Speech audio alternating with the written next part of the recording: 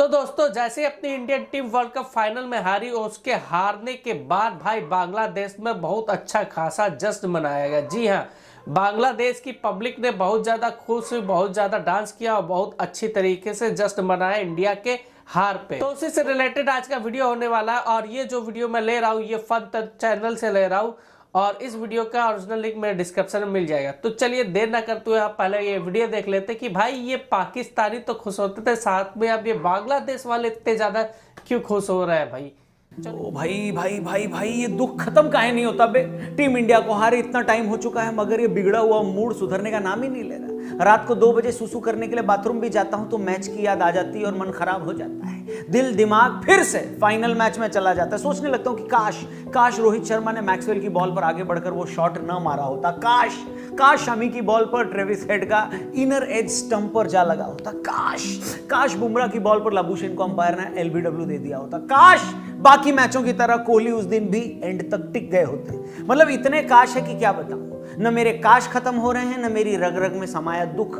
बार बार मन में यही ख्याल आता है कि ये टीम इंडिया आखिरी पड़ाव पर आकर फिसल क्यों जाती है। पिछले 10 साल में हम 5 बार आईसीसी टूर्नामेंट के फाइनल में हार चुके हैं, 4 बार आईसीसी टूर्नामेंट के सेमीफाइनल में हार चुके हैं। हम इतने अच्छे तो हैं कि सेमीफाइनल में पहुंच जाते हैं, मगर हम इतने अच्छे कब बनेंगे कि आईसीसी चैंपियन बन जाए। हम कितना भी कहें कि तो क्या हुआ, हम फाइनल हार गए, हमने पूरे टूर्नामेंट बहुत अच्छा खेला, मगर अंदर से हम भी जानते हैं कि आखिर में दुनिया सिर्फ चैंपियन को याद रखती है मेरे दोस्त। सही बात है, आखिरी में दुनिया खाली चैंपियन को ही याद रखती है यार। तो क्या माना जाए, टीम इंडिया बड़े मौकों पर घबरा जाती है? क्या हमारे खिलाड़ी टैलेंटेड होने के बावजूद दिमागी तौर पर इतने मजबूत नहीं है कि फाइनल में अपना नेचुरल खेल दिखा पाए? आखिर फाइनल में हार के इस मर्ज की क्या कोई दवा भी है या नहीं? ये बहुत सारे सवाल हैं जिस पर आज हम डिटेल में बात करने वाले। वीडियो पूरी देखिएगा और शेयर जरूर करिएगा, हमें इंस्टाग्राम पे भी जरूर फॉलो करिएगा। मगर उससे पहले हम पड़ोसी बांग्लादेश की कुछ बात कर लेते हैं। सच में यार, जब से मैंने इन लोगों के कुछ वीडियोस देखे हैं मेरे दिमाग का दही हो रखा है। टीम इंडिया की हार के बाद सोशल मीडिया पर बहुत सारे वीडियोस वायरल हो रहे हैं जिसमें बांग्लादेश के क्रिकेट फैंस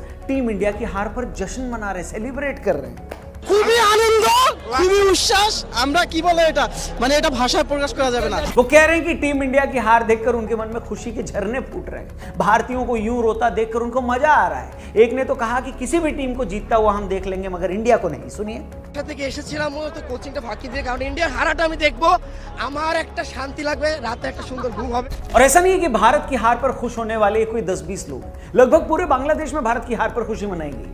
इतना तो शायद पाकिस्तान में भी लोग सेलिब्रेट नहीं कर रहे होंगे। जब मैंने ये बयान सुने तो एक साथ कई सारी बातें ना मेरे मन में आने लगी। पहली तो ये कि चलो इसमें कोई हैरानी नहीं है कि आपका पड़ोसी देश आपकी जीत पर खुश हो रहा है, कोई बात नहीं। ये भी समझ में आता है कि पड़ोसियों में एक तरह की राइवलरी भी होती है, इसलिए वो खुश हो जाए तो भी कोई बड़ी बात नहीं है। लेकिन जब किसी की हार में आपकी खुशी वाली जो नफरत है वो झलके, आपकी उस खुशी में एक धार्मिक टोन नजर आए, आपकी जहरीली मानसिकता दिखाई दे, तो आपको हैरानी होती है।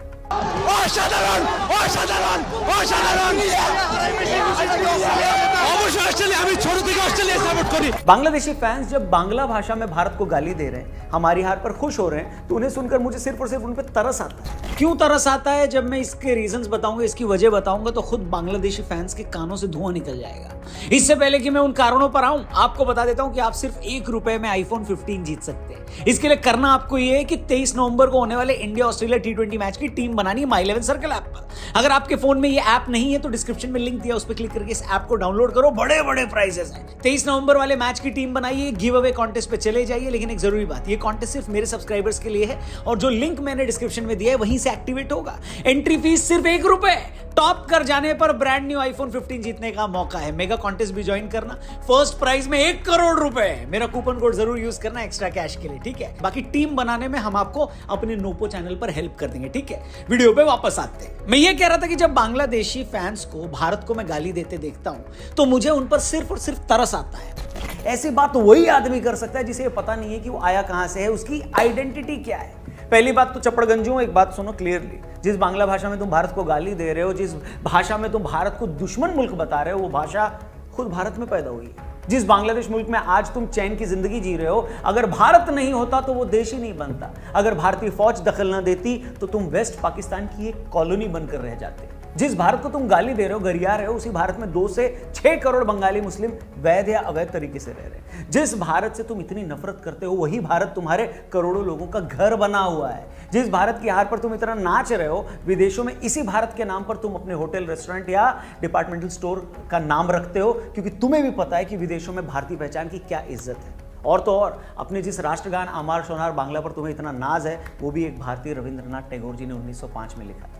इसलिए जब मैं कुछ बांग्लादेशियों को भारत को गाली देते हुए देखता हूं, भारत की हार पर नाचते देखता हूं, तो मुझे इन पर गुस्सा नहीं, तरस आता है। क्योंकि दुनिया में उस इंसान या कौम से, याद रखिए इंपॉर्टेंट लाइन है, दुनिया में उस इंसान या कौम से ज्यादा बदनसीब और कोई नहीं जिसे पता ही नहीं है कि उसकी पहचान क्या है। ইন্ডিয়ার পরাজয়ে যতটা না অস্ট্রেলিয়া জিতাই খুশি হয়েছি, তার চেয়ে বেশি খুশি হয়েছি ইন্ডিয়া পরাজিত হওয়ার কারণে।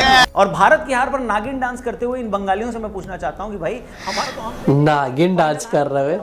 पूरा टूर्नामेंट शेर की तरह खेले, फाइनल हार भी गए तो क्या हुआ, फाइनल में पहुंच तो रहे। तुम बताओ तुम्हारी औकात क्या है? 30-40 साल हो गए तुम्हें खेलता हुआ, आज भी तुम्हारी टीम उतनी ही रद्दी और घटिया है जितनी 40 साल पहले थी। 4-5 साल पहले आया अफगानिस्तान तुमसे कितना आगे निकल गया है। नीदरलैंड तक ने साउथ अफ्रीका को हरा दिया और तुम आज भी हर टीम से जूते खा रहे हो। 2015 को छोड़कर आज तक तुम कभी क्वार्टर फाइनल में नहीं पहुंचे। पिछले 2 वर्ल्ड कप में 10 टीमों में से भी तुम 8वें नंबर पर आ रहे हो। ऐसा नहीं है कि तुम कोई 10-20 खेल खेलते हो, ले देकर एक क्रिकेट ही खेलते हो, और वो भी इतने सालों में खेलना नहीं सीख पाए। 40-50 लाख की आबादी वाला न्यूजीलैंड हर सेमीफाइनल में पहुंच जाता है, लेकिन तुम 17 करोड़ लोगों की ऐसी नालायक कौम है जो कभी एक ढंग की टीम नहीं दे पाई है। अबे बेशर्मो, खुद में काबिलियत पैदा करो, खुद को इस लायक बनाओ कि अपनी कामयाबी का जश्न मना पाओ। ऐसे तो 4 साल का छोटा बच्चा भी नहीं करता कि कोई केले के छिलके पर पांव पड़ने से गिर जाए और वो हंसने लगे। सच में यार, हैरान हो गया मैं ये देखकर कि कोई देश या कौम इतना गिरा हुआ हरकत कैसे कर सकता है कि वो हजारों का झुंड बनाकर इकट्ठा हो जाए और अपने पड़ोसी की हार को चीयर करने लगे।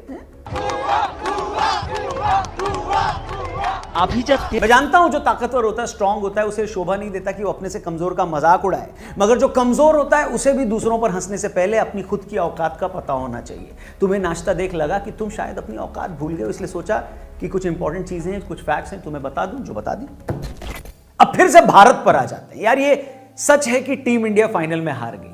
2 दिन से पूरा देश यही डिस्कस कर रहा है कि क्यों हार गए, कैसे हार गए, लोगों के दिल टूटे पड़े हैं, किसी का काम में मन नहीं लग रहा है, मेरा खुद का नहीं लग रहा है। मगर मैं सच कहूं, बड़े ध्यान से सुनना इस बात को, मुझे पूरी उम्मीद है कि अगर आपने इस बात को जो मैं कहने जा रहा हूं अच्छे से अगर समझ लिया, तो फाइनल में मिली हार का दर्द थोड़ा कम जरूर हो जाएगा। यार, ये सच है कि पिछले 10 सालों में हम 9 बार फाइनल और सेमीफाइनल में हारे हैं। 2014 में T20 वर्ल्ड कप का फाइनल हारे, 15 में हम वर्ल्ड कप सेमीफाइनल हारे, 16 में फिर T20 सेमीफाइनल में हारे, 17 में चैंपियंस ट्रॉफी का फाइनल हारे, 19 में फिर वर्ल्ड कप का सेमीफाइनल हारे, 2021 और 23 में वर्ल्ड टेस्ट चैंपियनशिप का फाइनल हारे, 2022 में T20 का सेमीफाइनल हारे, और 23 में एक बार फिर से हम फाइनल में हार गए। अब आप कहेंगे, रौनक भाई, इतनी सारी हार के बीच भी कोई पॉजिटिव चीज है? तो भैया, पॉजिटिव चीज है, आराम से सुनिएगा। देखो, स्पोर्ट्स में क्या होता है ना, कोई भी टीम रातों रात चैंपियन नहीं बन जाती। एक आध टूर्नामेंट हम जीत भी जाएं, मगर चैंपियन बनने का डीएनए तैयार होने में सालों लग जाते हैं। इसको आप ऐसे समझिए कि जब से हम बड़े हुए हैं, हम ऑस्ट्रेलिया को जीतता हुआ ही देख रहे हैं। हमेशा जीतती है। 99 से अब तक पिछले 7 में से 5 वर्ल्ड कप ऑस्ट्रेलिया ने जीते हैं। मतलब उन्हें जीतना आता है। उनके यंग प्लेयर्स अपनी टीम को बड़े टूर्नामेंट में जीतता हुआ देखते बड़े हुए हैं। ये कॉन्फिडेंस एक पीढ़ी से, एक जनरेशन से दूसरी जनरेशन में ट्रांसफर हुआ है। तो अब आप देखो, इतने साल बीत गए हैं, अभी भी कभी भी ऐसा फेज नहीं आया जब आप ये कह सकें कि ऑस्ट्रेलिया की टीम बड़ी वीक और कमजोर टीम है। अब दूसरी तरफ आप टीम इंडिया को ले लो। हम 1983 में वर्ल्ड कप जरूर जीते, लेकिन यह भी सच है कि टीम इंडिया उस दौर में कंसिस्टेंट नहीं थी। हम इंग्लैंड और ऑस्ट्रेलिया में जाकर जीतना नहीं जानते थे। 87 को छोड़कर 2011 से पहले तक ऐसा कभी नहीं हुआ था कि इंडिया की team back to back world cup के सेमीफाइनल में भी पहुंच गई हो।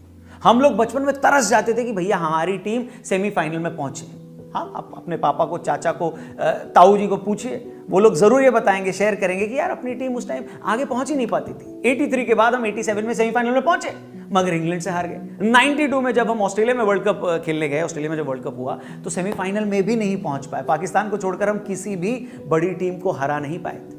इसके बाद 96 में सेमीफाइनल में आए, फिर 99 में नहीं पहुंच पाए, 2003 के फाइनल में पहुंचे मगर हार गए, 2007 में तो पहले राउंड में ही बाहर हो गए। मतलब ये 25-30 साल ऐसे थे जब टीम इंडिया सेमीफाइनल में भी रेगुलरली नहीं पहुंच पाती थी। मगर माही भाई के, धोनी के कप्तान बनने के बाद चीजें बदली, चेंज हुई। हमने 2007 का T20 वर्ल्ड कप जीता, 2011 का वर्ल्ड कप जीता और तब से अब तक लगातार जो चारों वर्ल्ड कप हुए हैं उसके सेमीफाइनल में पहुंचे हैं। अब तक जो दोनों टेस्ट चैंपियनशिप हुई है उसके हम फाइनल में पहुंचे हैं। उसमें भी बड़ी बात, एक वक्त 90s में ऑस्ट्रेलिया में टेस्ट जीतना तो दूर, हम ऑस्ट्रेलिया के सामने कंपीट भी नहीं कर पाते थे, मगर आज यही इंडियन टीम है जिसने बैक टू बैक 2 दौरों में 2 सीरीज में ऑस्ट्रेलिया टीम को उसी के घर में टेस्ट सीरीज में हराया, इंग्लैंड में सीरीज ड्रॉ की।